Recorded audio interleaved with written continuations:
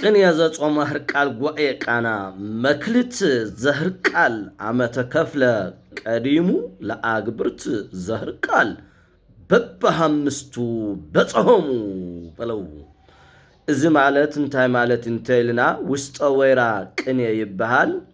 ናይ ህርቃል ጾም መክልት ቅርሺ ማለት ብር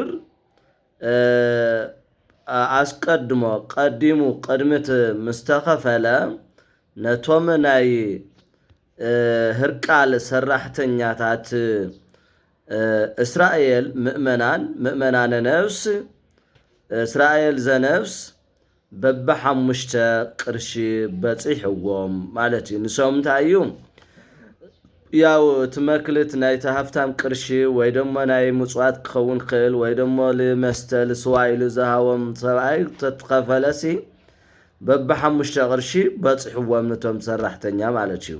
ንሶም ማለት እዩ ከፍሎሞ በበሐሙሽተ ቅርሺ ይክፈሉ። እዚ ንሰሚሉ ወርቅ ደግሞ ናይ ህርቃል ጾም ስዋየ ንስሐ ነቶም እስራኤል ዘነፍስ በበሐሙሽተ ስዋየ በበሐሙሽተ ዕለት በጽሕዎም። እዚ ናይ ህርቃል ዕድመ ማለት እዩ።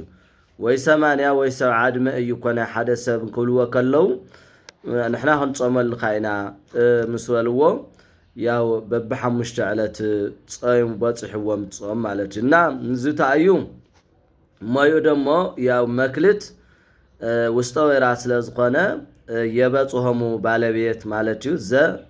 ዝበሎ ገባው ፍትሑ ማለት እዩ። መክልተ ህርቃል አያያዝ አተሓሓዝነቱ መክልተ ህርቃል ዘስማዕምዕ የሚያሰኝ ተባሂሉ ይፍታሕ። ህርቃል የመክልት ዘርፍ አመ ተከፍለ አመ ዝበሎ ገባብ ዓብየ ገባብ ፍትሑ ጊዜ ሞያው ድማ መንጸርያ ተከፍለ ኢሉ ከዚ 10 አመ ወድቋ አትሪፍዎ ቀዲሙ ዝበሎ አቀዲሙ ሞያን ቀጽ አጓላማሽነቱ ምብርታዕ ማለት እዩ። ተከፍለላለ ይብል ማለት እዩ። ለአግብርት ለዝበሎ አገባብ ፍትሑን ሞያው ተሰሓብነቱ የበጽሖም ተሳቢ ወይ ደሞ በጽሐ ለበቁም ቀርም ኾውን ክል ተጠቃሽ ኾን ክል ማለት እዩ። ዘህርቃል ከም ተቀዳማይ ዘህርቃል ደሞ ለአግብርት ዘር ማለት በበ ዝበሎ አገባብ ፍትሑ በበ ሞያው ሞያ ማንጸርያ ሞያው አስፈች አፍትሕ ተባሃሉ ወይ ደሞ ማድረጋ ተባሃሉ ፍታሕ አምስቱ በበ ዝበሎ አገባብ ማለት እዩ። በጽሖም ዝበሎ ማእሰርያ አንቀጽ ማለት እዩ።